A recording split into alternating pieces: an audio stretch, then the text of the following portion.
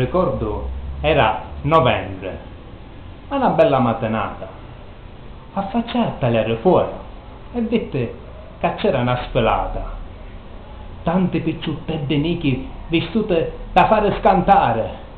Pensai in terra mia, siamo già a carne levare. Spiai a una giovane maestra e mi disse: "Questo è Halloween, come negli Stati Uniti a novembre, non l'ha mai inteso, signor lei?"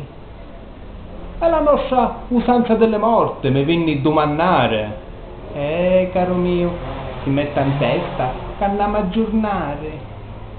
E chiste, pensai, disperato, preferiscono sta boffoniata americana ai nostri pupe di zucchero o allo canistro chino di marturana. Non me la picchio, ovvio, che picciriddi innocente, ma queste maestre non hanno capito niente.